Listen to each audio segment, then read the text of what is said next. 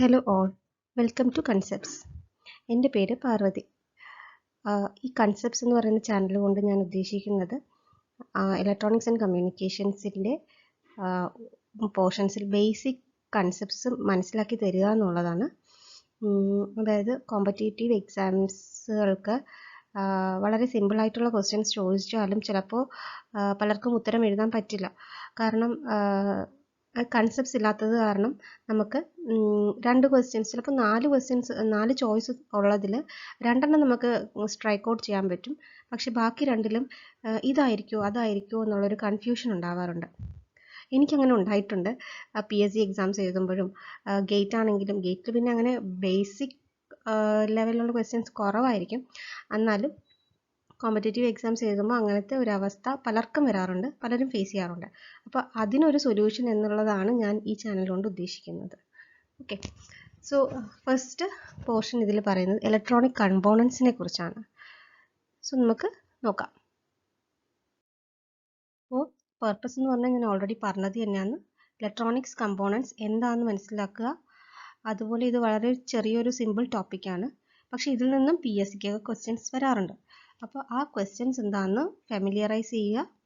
അപ്പോൾ നമുക്കൊരു ഐഡിയ കിട്ടും എങ്ങനെയുള്ള ക്വസ്റ്റ്യൻസ് ആയിരിക്കും ഇതിൽ നിന്ന് വരുന്നതെന്നുള്ളത്. Okay, so what are electronic components? Electronic components എന്ന് പറഞ്ഞാൽ which works on the basis of any component which works on the basis of electrons or its field. ഇലക്ട്രോണോ അതിൻ്റെ അസോസിയേറ്റ് ഫീൽഡുമായിട്ട് ബന്ധപ്പെട്ട് വർക്ക് ചെയ്യുന്ന ഏതൊരു കമ്പോണൻറ്റിനും നമുക്ക് ഇലക്ട്രോണിക് കമ്പോണൻ്റ് എന്ന് പറയാം. അതിനെ നമ്മൾ ബ്രോഡ്ലി 2 ആയിട്ട് കാറ്റഗറൈസ് ചെയ്യുന്നുണ്ട്. ഒന്ന് ആക്റ്റീവ് കമ്പോണൻസ് എന്നും ഒന്ന് പാസീവ് കമ്പോണൻസ് എന്നും. ഓക്കെ, അപ്പോൾ എന്താണ് ആക്റ്റീവ് കമ്പോണൻസ്? ആക്റ്റീവ് കമ്പോണൻസ് എന്ന് പറയുമ്പോൾ ആ നെയിമിൽ തന്നെ ഉണ്ട്, ആക്റ്റീവാണ്. It can supply energy into the system. അതൊരു സർക്യൂട്ടിൽ ഒരു ആക്റ്റീവ് കമ്പോണൻ്റ് ഉണ്ടെങ്കിൽ അതിന് ആ സർക്യൂട്ടിലേക്ക് എനർജി സപ്ലൈ ചെയ്യാൻ പറ്റും.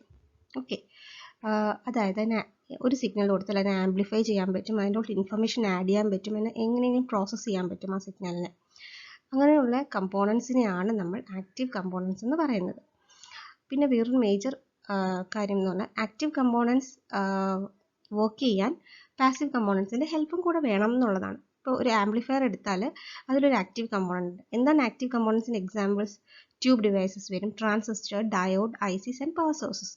സോ ട്രാൻസിസ്റ്റർ യൂസ് ചെയ്തിട്ട് നമ്മളൊരു ആംപ്ലിഫയർ എടുക്കുകയാണെങ്കിൽ, ഡിസൈൻ ചെയ്യുകയാണെങ്കിൽ, സോ ഓൺലി ട്രാൻസിസ്റ്റർ മാത്രം പോരാ അത് വർക്ക് ചെയ്യാൻ. പാസീവ് കമ്പോണൻസും ഇൻ അഡീഷൻ അതിൻ്റെ കൂടെ നമ്മൾ ആഡ് ചെയ്യണം, എങ്കിൽ മാത്രമേ അത് ഒരു ആംപ്ലിഫയർ ആയിട്ട് വർക്ക് ചെയ്യുള്ളൂ. പക്ഷേ അതിൽ മേജർ എനർജി ട്രാൻസ്ഫർ ചെയ്യുന്ന, എനർജി സപ്ലൈ ചെയ്യുന്ന കമ്പോണൻ്റ് ആണ് ആക്റ്റീവ് കമ്പോണൻ്റായ ട്രാൻസിസ്റ്റർ. ഓക്കെ, അപ്പോൾ ട്രാൻസിസ്റ്റർ ഇതിലെ ആക്റ്റീവ് കമ്പോണൻസ് എന്തൊക്കെയാണ്? അപ്പോൾ tube devices, transistors, diode, ICs, power sources ഒക്കെ ആക്റ്റീവ് കമ്പോണൻസ് ആണ്. ഇനി പാസീവ് കമ്പോണൻസ് എന്താണ്? പാസീവ് കമ്പോണൻസ് നേരെ opposite. It cannot supply energy into the system. Okay, അതുപോലെ it cannot add any information to the system. So passive components ഒക്കെ 2 terminal devices ആണ്. അതിന് examples ആണ് resistors, capacitors and inductors. So ഇതിൻ്റെ ഒരു ഫിഗറും കൊടുക്കുന്നുണ്ട്, ആക്റ്റീവ് കമ്പോണൻസും പാസീവ് കമ്പോണൻസും. സോ സി, ആക്റ്റീവ് കമ്പോണൻസിൽ ട്രാൻസിസ്റ്റേഴ്സ് ഉണ്ട്, എന്താ UJTs, ഡയോഡ്സ്, ICs ഇപ്പോൾ കാണിച്ചിട്ടില്ല. പല രീതിയിലുള്ള ട്രാൻസിസ്റ്റേഴ്സ് ആണ് മെജോറിറ്റി കാണിച്ചേക്കുന്നത്. SCR ഉണ്ട്, മോസ്ഫെറ്റ്. ഓക്കെ, ഇനി പാസീവ് കമ്പോണൻസ് വരുമ്പോൾ കപ്പാസിറ്ററും ഇൻഡക്ടർ ആൻഡ് റെസിസ്റ്റേഴ്സ്. സോ നമ്മൾ ഇലക്ട്രോണിക്സ് കമ്പോണൻസിനെ കുറിച്ചാണ് പഠിച്ചുകൊണ്ടിരിക്കുന്നത്. എന്തുകൊണ്ട് ഇലക്ട്രോണിക്സ് കമ്പോണൻസ് എന്ന് പറയുന്നതും പറഞ്ഞു. അപ്പോൾ എന്താ ഈ ഇലക്ട്രിക്കൽ ഡിവൈസസ് എടുത്താലും ഇലക്ട്രോണിക് ഡിവൈസസ് എടുത്താലും കമ്പോണൻസ് ഒക്കെ ഏകദേശം സെയിം തന്നെയാണ് അല്ലേ? റെസിസ്റ്റേഴ്സ് ഉണ്ടാവും, കപ്പാസിറ്റേഴ്സ് ഉണ്ടാവും, മോസ്ഫെറ്റ്, എന്തെങ്കിലും അങ്ങനത്തെ കമ്പോണൻസ് ഒക്കെ ഓൾറെഡി സിമിലർ ആണ്. അപ്പോൾ എന്താ ഈ ഇലക്ട്രോണിക്സ് ഡിവൈസും ഇലക്ട്രിക്കൽ ഡിവൈസും തമ്മിലുള്ള വേർതിരിക്കുന്ന ഒരു ഫാക്ടർ ഉണ്ടാവുമല്ലോ, അതെന്താണെന്നാണ് ഈ സ്ലൈഡിൽ പറയുന്നത്. സോ ഇലക്ട്രിക്കൽ ഡിവൈസ് എന്ന് പറഞ്ഞാൽ it can convert electrical energy to other forms of energy like light, heat or motion. Example, motor in a fan. നോക്കൂ, ഒരു ഫാനിൽ നമ്മൾ പവർ കൊടുത്താൽ, അതായത് ഇലക്ട്രിക്കൽ എനർജി കൊടുത്താൽ ആ മോട്ടോർ റൊട്ടേഷണൽ മോഷനായിട്ട് കറങ്ങുവാണ്. അതായത് electrical energy is converted into motion. അത് മാത്രമേ അവിടെ നടക്കുന്നുള്ളൂ. അടുത്തതുപോലെ തന്നെ ഹീറ്റിംഗ് കോയിൽ ഇൻ എ ഗീസറിൽ നമ്മൾ ഇലക്ട്രിക്കൽ എനർജി സപ്ലൈ ചെയ്യുമ്പോഴത്തേക്ക് അത് ആ ഒരു ഇൻഡക്ഷൻ ആ കോയിലിനെ ഹീറ്റ് ചെയ്തിട്ടാണ് വെള്ളം ചൂടാകുന്നത്. സോ അവിടെ ഹീറ്റ് എനർജി ആയിട്ട് കൺവേർട്ട് ചെയ്യുന്നു ഇലക്ട്രിക്കൽ എനർജീനെ. സോ അതാണ് ഇലക്ട്രിക്കൽ ഡിവൈസ് എന്ന് പറഞ്ഞത്. ഇലക്ട്രോണിക് ഡിവൈസ് എന്ന് പറഞ്ഞാൽ എന്താണ്? വെറുതെ ഒരു ട്രാൻസ്ഫോർമേഷൻ അല്ല, ഒരു എന്താ പറയുക, ഇലക്ട്രിക്കൽ എനർജീനെ വേറൊരു ഫോം ഓഫ് എനർജി ആയിട്ട് അവിടെ കൺവേർട്ട് ചെയ്യുകയല്ല ചെയ്യുന്നത്. അതിന് പകരം അവിടെ നമ്മൾ ഇൻഫർമേഷൻ ആഡ് ചെയ്യുകയാണ് ചെയ്യുന്നത്. അതായത് ഇലക്ട്രിക്കൽ കറണ്ടിൽ നമ്മൾ ഇൻഫർമേഷൻ ആഡ് ചെയ്തിട്ട് ആണ് അതാണ് ഇലക്ട്രോണിക് ഡിവൈസ് ചെയ്യുന്നത്. ഫോർ എക്സാമ്പിൾ നമ്മൾ റേഡിയോ, ടെലിവിഷൻ ഒക്കെയാണ് ഇലക്ട്രോണിക് ഡിവൈസ് എന്ന് പറയുന്നത്. അപ്പോൾ റേഡിയോയിൽ എന്താണ്, നമ്മളിപ്പോൾ ഇലക്ട്രിക്കൽ എനർജി സപ്ലൈ ചെയ്താൽ അത് അതിൻ്റെ ഓഡിയോ ഡിവൈസ് നമുക്ക് സൗണ്ടാണ് തരുന്നത് അല്ലേ. അല്ലാതെ മീൻസ് ഇൻഫർമേഷൻ നമുക്ക് വി ഗെറ്റ് ഇൻഫർമേഷൻ ഫ്രം റേഡിയോനോ. സോ അതാണ് അവിടെ സംഭവിക്കുന്നത്. അതിലൊരു ഓഡിയോ ഡിവൈസ് ഉണ്ട്, അതിനെയാണ് നമ്മൾ ഇലക്ട്രോണിക് ഡിവൈസ് എന്ന് പറയുന്നത്.